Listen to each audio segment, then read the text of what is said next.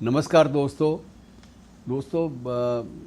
कुछ शख्सियतें ऐसी होती हैं जिनका ज़िक्र करने से पहले, जिनका ज़िक्र छेड़ने से पहले ये ज़रूरी लगता है कि ईश्वर को याद कर लिया जाए, अल्लाह मियाँ को याद कर लिया जाए, क्योंकि ये सहज भाव से शख्सियतें ज़िंदगी में सामने नहीं आती आम तौर पर। जिस शख्सियत का मैं ज़िक्र कर रहा हूँ, मैं ये वो शख्सियत है जो शुरुआती दौर में ऑल इंडिया रेडियो से बच्चों के कार्यक्रम में दिखाई और सुनाई पड़ती थी। ये दोनों काम करती थी। उसको देखना भी अपने आप में एक एक्सपीरियंस था और उसको सुनना भी अपने आप में एक एक्सपीरियंस से, एक नॉवल एक्सपीरियंस से, एक नए एक्सपीरियंस से, नए तजुर्बे से कम नहीं होता था। उसकी शख्सियत भी हलचल मचाती थी जहन में, और उसकी जो आवाज़ थी वो उससे भी ज़्यादा हलचल मचाती थी।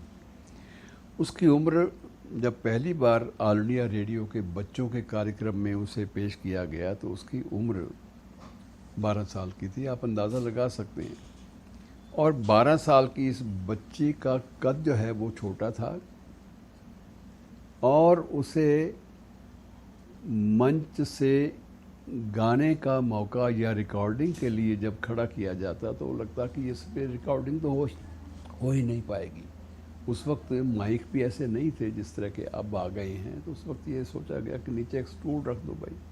स्टूल पर खड़ा करके उस बच्ची से कार्यक्रम करवाया गया, और उस बच्ची के उस कार्यक्रम में 2 बच्चे और भी साथ खड़े हुए दिखाई देते हैं, जो दोनों बच्चे भी गा रहे हैं। और जानते हैं ये तीनों कौन थे?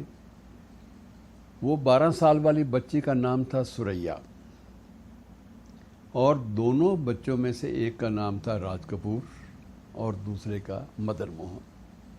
कालांतर में, वक्त के बाद, कुछ वक्फे के बाद, कुछ अवधि के बाद, तीनों ही भारतीय फिल्म के इतिहास का एक अनूठा पन्ना बन गए, और सब ने अपनी अपनी जगह ऐसे ही बनाई कि तीनों ही लगा कि इन तीनों के बिना भारतीय फिल्म की बात पूरी हो ही नहीं सकती।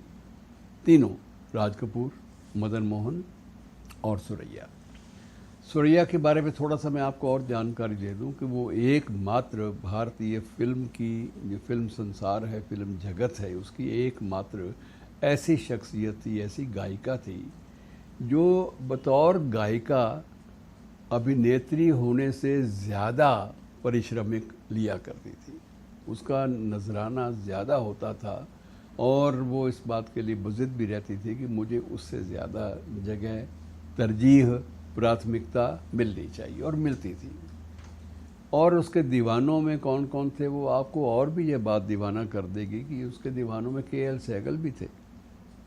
और के.एल. सहगल भी बाकायदा ये कहते थे कि नहीं भाई, इस बच्ची को सामने लाए बिना कोई भी फिल्म पूरी नहीं हो सकती।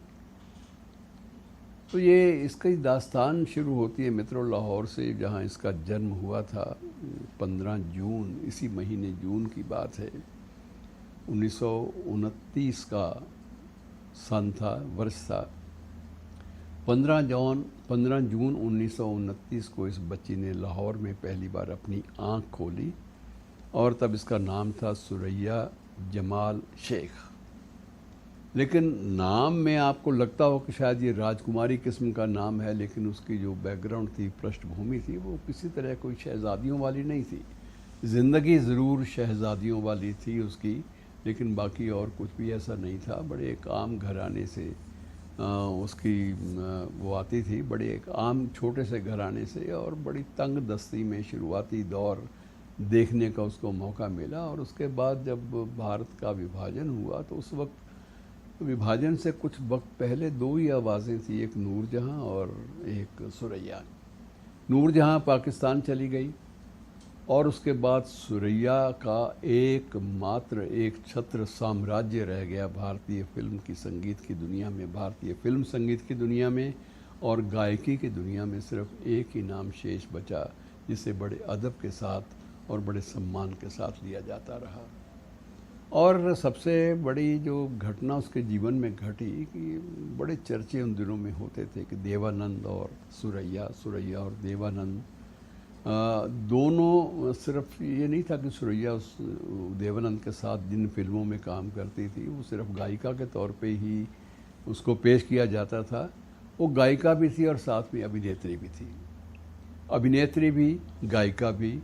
और दोनों में इतना ज़्यादा आगे बात बढ़ गई कि एक बार ऐसा भी हुआ कि एक बार एक नौका विहार के समय सुरैया की नाव जो थी पलट गई और दूर खड़े देवानंद ने जब देखा तो वो कूद पड़ा उसे बचाने के लिए, और जब उसने बचा लिया तैर कर उसको वापस ले आया किनारे पर, तो उसके बाद ज़िंदगी उसे लगा कि दोनों को इस बात का एहसास हुआ कि शायद हम दोनों एक दूसरे के लिए बने हैं।